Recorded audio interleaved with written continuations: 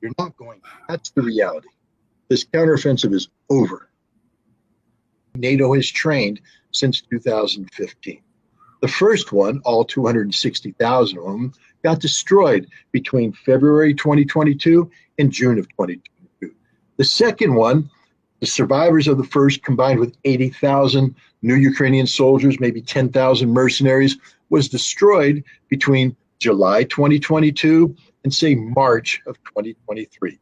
And now we have a new Ukrainian army, 60,000, with all these wonderful NATO weapons, by the way. I mean, you've heard about the miracle weapon, the Leopard tank, the Bradley fighting vehicle. Oh, my goodness. If the Ukrainians ever got their hands on those, boy, would the Russians pay a price. Well, the Ukrainians had their hands on those, and they're all dying. Everything's destroyed. They're not going to win. So the third NATO army is being destroyed as we speak. So, yay. Put that Ukrainian flag back up on your computer, guys, because thanks to you and your virtue signaling, people you claim to care about but you know nothing about are all going to die, displaced, or suffer for the rest of their lives. And I'm sure you're going to feel so bad about it that you're going to go and sell your home and send that money to Ukraine so they can live happily ever after. You're not, because you're hypocrites. Ukraine's going to lose, and lose badly. They are losing, and there's nothing NATO can do to stop it.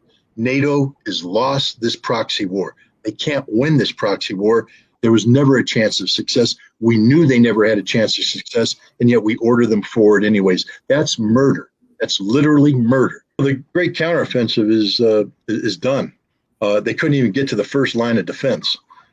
There's three of them. So in order to crack the Russian defenses, you got to get through all three lines of defense. Now remember, the army they built was 60,000. They've lost 1/6 of them already, dead. Tanks, 150 tanks. I think they were only provided with like 300 of them. So half are gone. Wow. 500 infantry vehicles, but 200 of those are gone. How's it working out, Ukraine? You haven't even gotten to the first line of defense yet. And you're not going. You're not going. That's the reality. This counteroffensive is over. There's always this belief that, here's the other good one, if we just sanction them more, will cause economic harm, and the Russian people will give up. They'll surrender. They'll tell Putin to go to hell. They'll do something. Well, every Russian has one sentence for Joe Biden about the sanctions. Thank you, Joe. Thank you. You see, the Russian economy today is stronger than it has ever been in its history. In its history, it's never been this strong. And it's only because of the sanctions.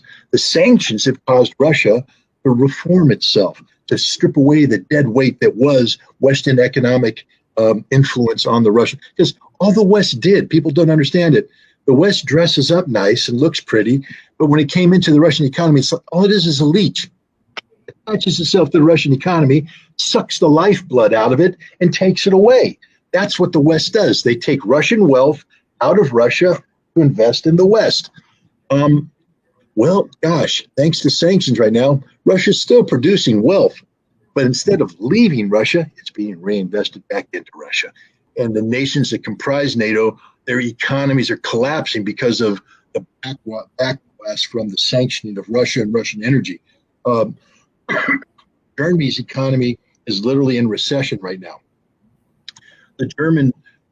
One of the German ministers just came out. They're going to meet in Vilnius in Lithuania for the NATO summit next month. They're going to talk about getting more money for Ukraine. More money. I mean, God, they sound like heroin addicts. I need more money. Money. I got to get my fix. I got to get my Ukraine fix. More money. But they finally said the honest thing. They said, we don't have any more money to give. And that's the truth. And they're not the only ones. The other thing is BRICS. South Africa is an original member of BRICS, the Brazil, Russia, India, China, South Africa Economic Forum, that's actually rapidly growing. At the BRICS summit, which is taking place in South Africa, by the way, 19 nations have applied this year for membership.